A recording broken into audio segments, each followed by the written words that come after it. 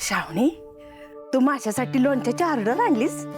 मग काय काकू, मला ना तुमचं लोणचं सगळीकडे एकदम फेमस करायचंय.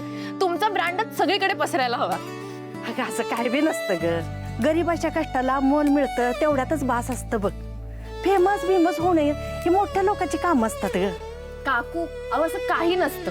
नाही, एकदा सगळ्यांना तुमचं लोणचं चाखू दे, मग बघा तुम्हाला किती ऑर्डर्स मिळतील त्या. बरं तू म्हणतेस तसंच होऊ दे. तसंच होणार. श्रावणी, अगं मी तर यातच खुश आहे. मी बनवलेलं लोणचं एवढ्या मोठ्या घरात जाणार आणि सगळेजण बोट चाखत ते खाणार पण. बरं, आता थोडं लोणचं शिल्लक आहे. थोडं भाज्याचं करावं लागल. लोणचं बनवणार आहात आता तुम्ही? का ग, काय झालं? नाही झालं नाही. माझी ना खूप दिवसांपासूनची इच्छा आहे. मला ना तुमच्याकडनं लोणचं शिकायचंय.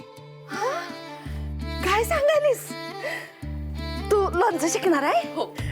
खरंच शिकणार आहे? खरंच काकू, मला ना कधीतरी माझ्या बाबांना माझ्या हाताने लोणचं बनवून खाऊ घालायचंय. कसं आहे ना, महालात राहणाऱ्यांनी चिखलात हात घालायचा नसतोय.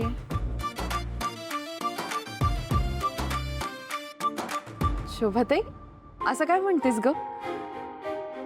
कुठलंही काम छोटं किंवा मोठं नसतं. आणि जेवण बनवणं ना एक कला आहे. पाककला म्हणतात त्याला. आणि ती कला सगळ्यांनाच येते असं नाही. एखाद्याच्याच हाताला चव असते. म्हणून तर बघ ना, एखाद्याच ब्रँडचं लोणचं सगळेजण विकत घेतात, किंवा एखाद्या हॉटेलातली डिश आपल्याला सगळ्यांना खूप. अगं बास किती बोलशील हा? किती लेक्चर देशील? बंद पड की. लेक्चर काय ग, सांगितलं फक्त. होय, मग बाकीच्यांसनी सांग. आम्हासनी समज ठाऊक आहे काय? सांगते म्हणे. बरं काकू, बनवूया ना लोणचं? हा, बनवूया. आणि हो, मोक्षाने सांगितलंय पूजेसाठी हवंय ना लोणचं, त्यामुळे त्यात कांदा लसूण अजिबात टाकायचं नाही. असं बरं सांगितलंस ते बरं झालं. चल चल चल, आता तुला शिकवते. हे बघ, ह्या बरण्या, ह्या बरण्या चांगल्या धुवायच्या, कडक उन्हात वाळवायच्या, चांगल्या सुकवायच्या, आणि पुसून आणून ते ठेवायच्या. हे झालं. मग ह्या भाज्या का नाही मिठाच्या पाण्यातनं काढायच्या, खळखळून धुवायच्या, 3 वेळा पाण्यातनं काढलं की नाही चांगल्या निथळायला ठेवायच्या.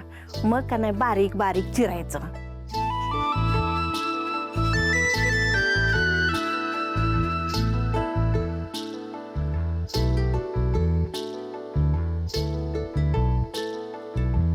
अण्णा,